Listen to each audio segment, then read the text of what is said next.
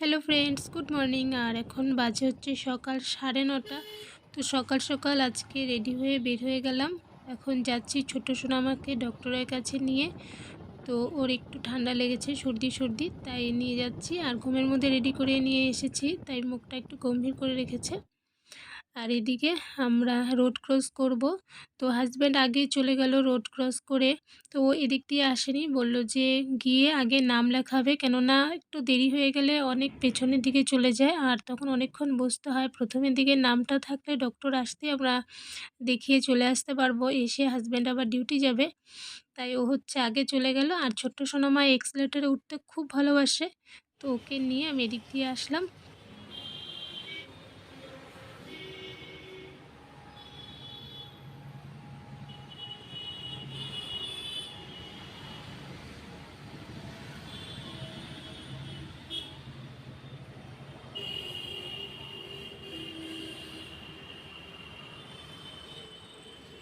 আর এদিক দিয়ে সিঁড়ি আছে, তো সিঁড়ি দিয়ে আর নামবো না, এই এক্সেলেটারটা যেহেতু চলছে তো এদিক দিয়ে যাব। আর ছোটো সোনামাও এত ভালোবাসে এর মধ্যে উঠতে, আর ও কিন্তু খুব সহজে উঠেও যায় আবার নেমেও যায়। দেখো, ওর কোনো রকম অসুবিধা হয় না, সিঁড়িটার মধ্যে সুন্দর দাঁড়িয়ে থাকে, যেই সামনে চলে আসে ও আস্তে করে নেমে যায়। আর আমরা ঠিক করে নিচে নামতেও পারিনি, হাজব্যান্ড চলে এসেছে, এসে বলছে যে ডক্টর আজকে নেই, আজকে বসবে না, কালকে বসবে। তো কালকে সকালে আবারও আসতে হবে, তাই আবারও আমরা ওই পারে চলে যাচ্ছি, বাড়ি চলে যাব এখন।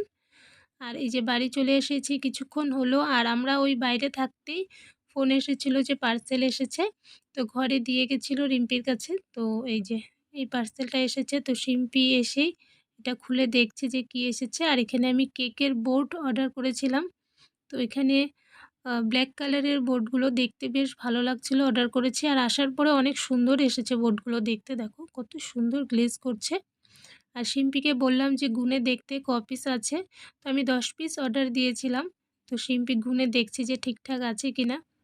আর এর আগে হাজব্যান্ড এনে দিয়েছিল এই ফ্যান্সি বাজার থেকে, তো ওগুলো প্রায় সব শেষ, একটার মতন রয়েছে, তাই আবারও কয়েক পিস অর্ডার করে দিয়েছিলাম, তো আজকে দিয়ে গেল। আর এদিকে আমার কিন্তু সকালবেলা আজকে পুজো দেওয়া হয়নি, ঠাকুরের ফুল উঠিয়ে ঠাকুরের বাসন ধুয়ে জল টল সব উঠিয়ে রেখেছিলাম, পুজোটা আর দেওয়া হয়নি, দেরি হয়ে যাচ্ছিলো জন্য। তো গিয়ে তো কোনো লাভ হলো না, ডক্টর তো পেলাম না, এসে এখন আমি পুজো দেবো আগে, তারপর অন্য কাজ করব। আর এখন বাজে প্রায় 11:30টার মতো। তো আমি এদিকে চলে আসলাম লাউ ডাঁটা কাটার জন্য। আর আজকে আমার রান্না কমপ্লিট হয়নি, সকালবেলা যেহেতু বের হতে হলো, সকালবেলা কোথাও গেলে না রান্নাবান্না সব দেরি হয়ে যায়। তো ওখান থেকে এসে তাড়াহুড়ো করে পুজো দিয়ে হাজব্যান্ডকে খেতে দিলাম। ডাল ভাত করেছিলাম সকালে, তো ওই দিয়ে খেয়ে গেছে, আর রুটি নিয়ে গেছে টিফিনে।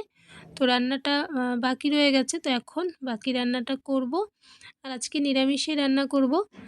তো লাউ ডাঁটা কেটে নিচ্ছি। আর গাছটা খুব বেশি বড় হয়নি, বেশি ডাঁটা নেই, কয়েকটা আছে, তো ওর মধ্যে থেকেই কেটে নিচ্ছি। আর অনেক কড়া হয়েছে, কিন্তু কড়াগুলো সব নষ্ট হয়ে যাচ্ছে, একটাও বড় হচ্ছে না। তো রেখে কোনো লাভ নেই, ডাঁটা কেটে রান্না করে নেব আজকে। আর রিম্পিকেও দেবো, রিম্পিকেও বলেছিলাম ডাঁটার কথা, তো আজকে বলেছিল দিতে, তো তাই বেশি করে একটু কেটে নিচ্ছি, নিয়ে রিম্পিকেও দিয়ে দেবো, আর আমরাও রান্না করে নেব। আর এদিকে ডাঁটা কেটে নিলাম, দেখো বেশ অনেকগুলোই কেটেছি কিন্তু। আর তাজা তাজা কেটে রান্না করার মজাটা অন্যরকম, আর এটা খেতেও কিন্তু ভালো লাগে, এর মধ্যে কোনো রকম সার নেই। আর এদিকে টমেটো গাছে টমেটোগুলো দেখো লাল লাল হচ্ছে, আর এই টমেটোগুলোর কালারগুলো লাল হলুদ, মানে কেমন যেন একটু কালার হয়েছে। আর বেশ অনেকগুলো টমেটো নষ্ট হয়ে গেছে, দেখো লাল লাল টমেটো নষ্ট হয়ে গেছে। তো তার মধ্যে থেকেই দেখে দেখে কয়েকটা উঠিয়ে নিলাম। আর গাছে বেগুন ছিল, ওই ছোটো একটা বেগুন উঠিয়ে নিয়েছি। আর এ দেখো এই টমেটোটা কি সুন্দর হলুদ কালার হয়েছে, কিন্তু এটা খারাপ, তো ফেলে দিলাম। আর কাঁচা টমেটো উঠিয়ে নিচ্ছি কিছু, ওই ডাঁটা দিয়ে কাঁচা টমেটো দিয়ে বেশ ভালো লাগে কিন্তু আলু বেগুন দিয়ে। আমি আজকে শুকনো শুকনো করে তরকারি করব ভাবছি, আর তাই কিছু কাঁচা টমেটো উঠিয়ে নিচ্ছি। আর টমেটোগুলো না একদম টক নেই, আমরা অনেক সময় বাজার থেকে কেনা পাকা টমেটো দিয়ে রান্না করলেও একটা টক টক ভাব আসে, কিন্তু এখানে আমাদের গাছের যে কাঁচা টমেটোগুলো দিয়ে রান্না করি, 2-3টে টমেটো দিলেও টক হয় না। তো অনেক কয়েকটা টমেটো আর বেগুন উঠিয়ে নিলাম। আর এদিকে দুভাগ করে রেখেছি, এটা রিম্পির জন্য, আর এখানে কম রেখেছি, এটা আমাদের জন্য।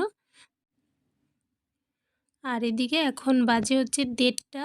তো ওই ছোট্ট সোনামাকে স্নান করিয়ে খাইয়ে ঘুম পাড়ালাম। এই কিছুক্ষণ হলো ওকে ঘুম পাড়িয়ে তারপর আমি খাওয়া দাওয়া করে নিয়েছি। সকালবেলার থেকে আজকে তাড়াহুড়োর মধ্যে কাজগুলো করছিলাম, তো সকাল থেকে কিছু খাইনি, তাই রান্নাটা কমপ্লিট করে আমি আগে খেয়ে নিয়েছি।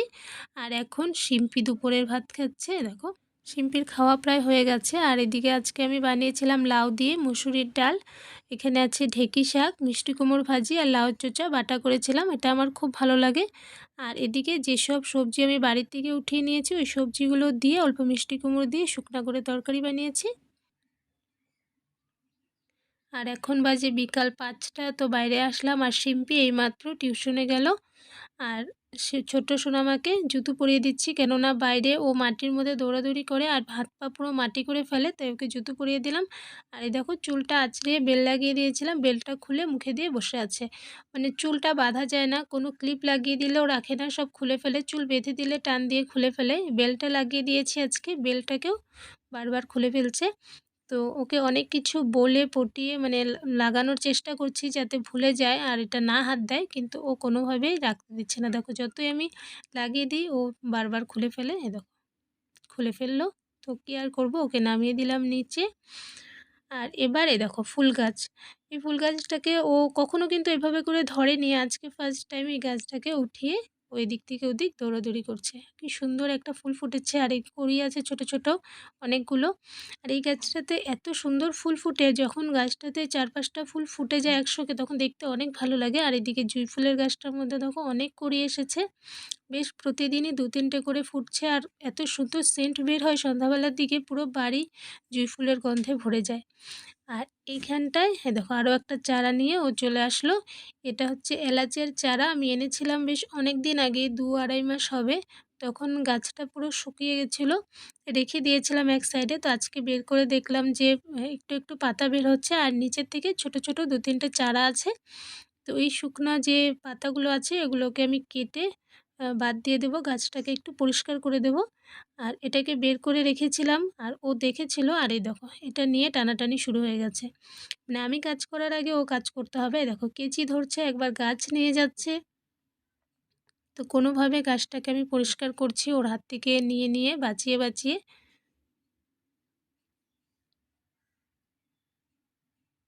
তো যত শুকনা পাতা ছিল গাছ ছিল ওগুলো কেটে দিলাম, কেটে এদিকে রাখছি। আর এই দেখো এই ফাঁকে ও গিয়ে এই গাছটাকে উঠিয়ে নিয়ে আসছে। দেখো নিয়ে গাছটাকে একবার এখানে রাখছে, আবার এখান থেকে নিয়ে আরেক জায়গায় রাখছে। এটাই হচ্ছে ওর কাজ। দেখো এনে এখানটায় রাখলো আবার। মানে ওকে যতবারই আমি না বলছি ধরার জন্য ও তত বেশি করে এটাকে নিয়ে এদিক ওদিক করছে।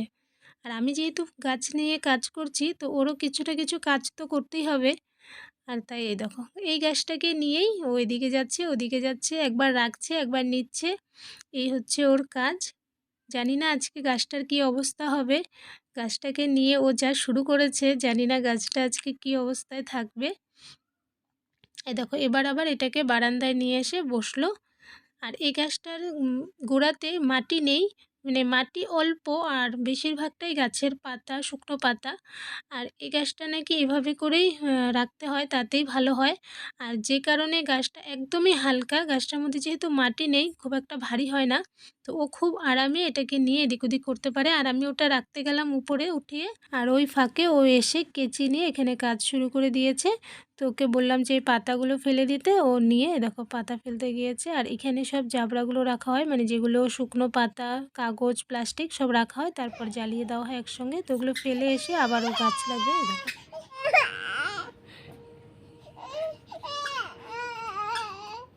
কি লাগবে, কি এখানে কি আছে, কি আছে বলো তো কি আছে।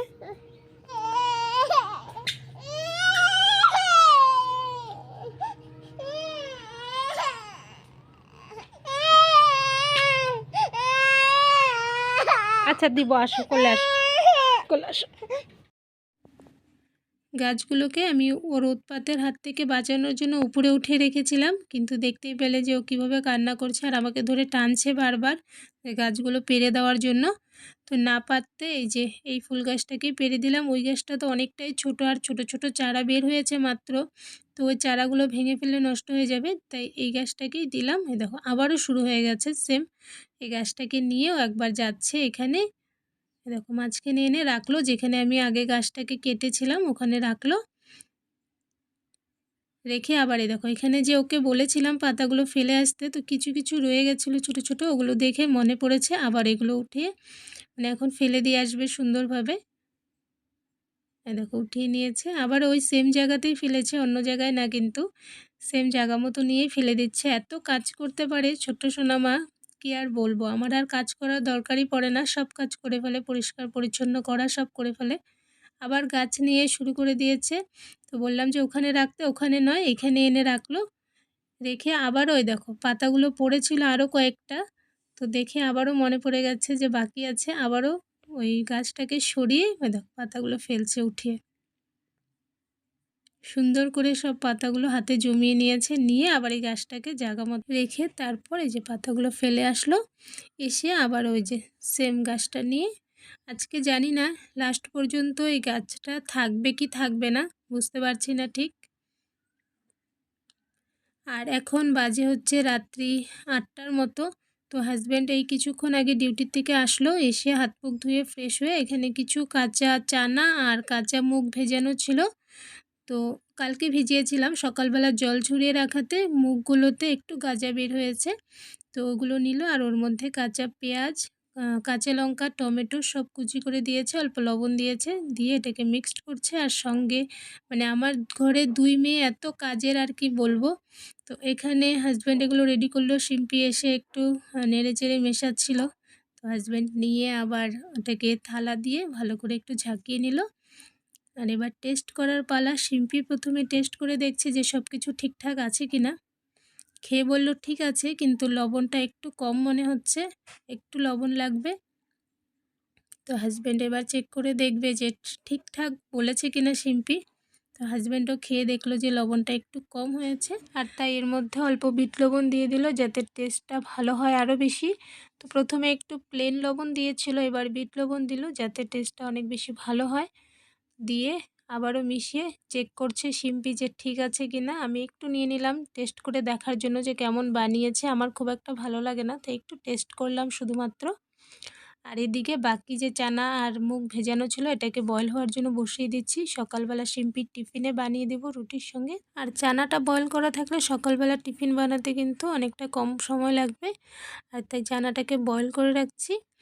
আর আজকে এই ভিডিওটা আর বেশি বড় করছি না, আজকের জন্য ভিডিওটা আমি এখানেই শেষ করছি। তোমরা সবাই ভালো থেকো, সুস্থ থেকো। নেক্সট আবারও একটা নতুন ভিডিও নিয়ে তোমাদের সঙ্গে আবারও দেখা হবে। তাহলে আজকের জন্য